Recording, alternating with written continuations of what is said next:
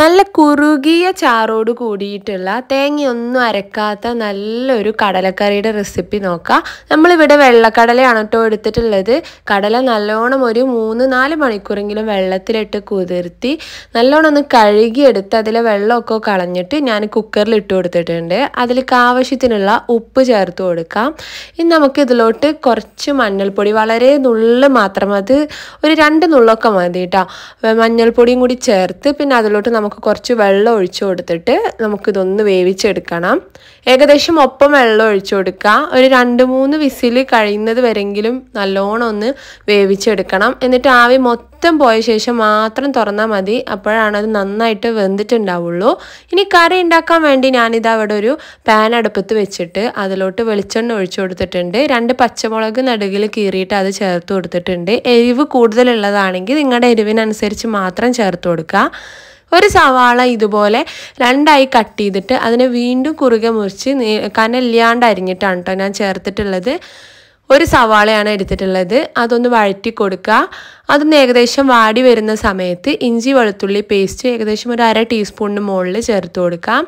എന്നിട്ട് അതും കൂടി നന്നായിട്ടൊന്ന് വഴറ്റി കൊടുക്കുക.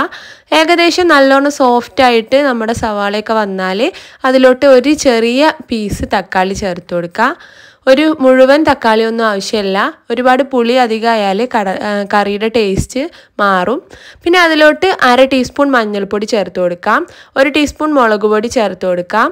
പിന്നെ അതുപോലെ തന്നെ മല്ലിപ്പൊടി ചേർത്ത് കൊടുക്കുമ്പോൾ ശ്രദ്ധിക്കുക, ഒരുപാട് അധികം ആവരുത്. ഒരു 3/4 ടീസ്പൂണോളൊക്കെ മല്ലിപ്പൊടി ചേർത്താൽ മതി. കൂടുതൽ ചേർത്താൽ കറിയുടെ ടേസ്റ്റ് പോവും. പിന്നെ ഒരു ലേശം ഗരം മസാലപ്പൊടി കൂടി ചേർത്ത് കൊടുക്കുക. കുറച്ച് കറിവേപ്പിൻ്റെ ഇല കൂടി ചേർത്തിട്ട് നല്ലോണം ഒന്ന് ഇളക്കി കൊടുക്കുക. നല്ലോണം ഒന്ന് ഇളക്കി നന്നായിട്ട് പൊടിയുടെയൊക്കെ പച്ചമണമൊക്കെ ഒന്ന് മാറി വന്നാൽ അതിലോട്ട് നമ്മൾ ഈ ഒരു സമയമാകുമ്പോഴത്തേനും നമ്മളെ ഒരു കറിയൊക്കെ ഒന്ന് നന്നായിട്ട് കറിയല്ല കടലൊക്കെ ഒന്ന് നന്നായി വെന്ത് അതിലാവിയൊക്കെ ഒന്ന് പോയിട്ടുണ്ടാവും. അപ്പോൾ അതാ ഇതുപോലെ നല്ല അടിപൊളിയായിട്ട് തന്നെ വന്നിട്ടുണ്ട്, നന്നായിട്ട് വെന്തിട്ടുണ്ട്. അത് നമുക്ക് ആ ഒരു വെള്ളത്തോട് കൂടിയിട്ട് തന്നെ അതിലോട്ട് ഇട്ട് കൊടുക്കുക. ഇട്ട് കൊടുക്കുമ്പോൾ മുഴുവനായിട്ട് ഇട്ട് കൊടുക്കരുത്.